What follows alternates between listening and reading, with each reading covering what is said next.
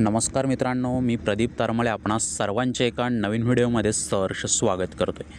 मित्रांनो, ऊस गाळप धोरण 2025 संबंधित महत्त्वाचे अपडेट्स या व्हिडिओमार्फत कव्हर केले जाणार आहे. या ठिकाणी आपण पाहाल तर आत्ताची ताजी घडामोड अशी आहे की आज सकाळी 11 वाजता जिल्हाधिकारी कार्यालय या ठिकाणी एक महत्त्वाची बैठक आयोजित करण्यात आलेली होती. यामध्ये कारखान्यांचे सर्व चेअरमॅन, शेतकरी वर्ग, शेतकरी नेते वर्ग अशा प्रकारे एकत्रित ही बैठक आयोजित केलेली होती. तर यात काय निर्णय झाला ते समजून घेतोय.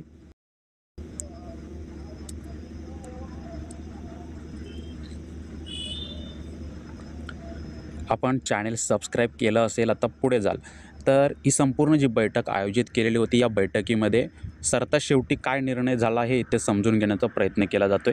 जिल्हाधिकारी कार्यालय कोल्हापूर या ठिकाणी ही बैठक आयोजित केलेली होती. या अगोदर आपण अशा प्रकारचं हे अपडेट्स कव्हर केलं होतं. महाराष्ट्र शासनाचा जी.आर. आला होता. गाळप धोरण 2024-25 निश्चित करण्यासंबंधित जी.आर. होता.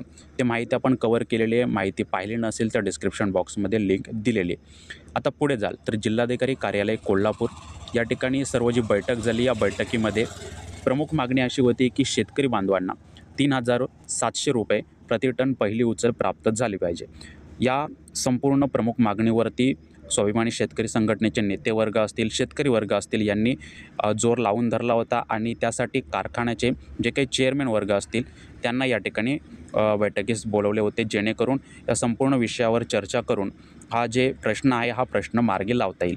परंतु काय झालेलं आहे, या बैठकीस जे नियोजित बैठक होती सकाळी 11 वाजता त्या ठिकाणी कारखान्यांचे जे काही चेअरमॅन वर्ग असतील ते या ठिकाणी आलेले नाही, त्यांनी उपस्थिती दर्शवलेली नाही आहे आणि त्यामुळे हा जो प्रलंबित प्रश्न होता ज्यावर चर्चा आयोजित केलेली होती ती या बैठकीत सफल झालेली नाही आहे आणि त्यामुळे तुर्तास हा जो प्रश्न आहे हा प्रलंबितच राहिलेला आहे आणि यावर स्वाभिमानी शेतकरी संघटनेचे जे काही नेते वर्ग असतील त्यांनी खूप संताप व्यक्त केलेला आहे आणि आक्रमक आंदोलन करण्याचा त्यांनी या ठिकाणी भूमिका घेतलेली.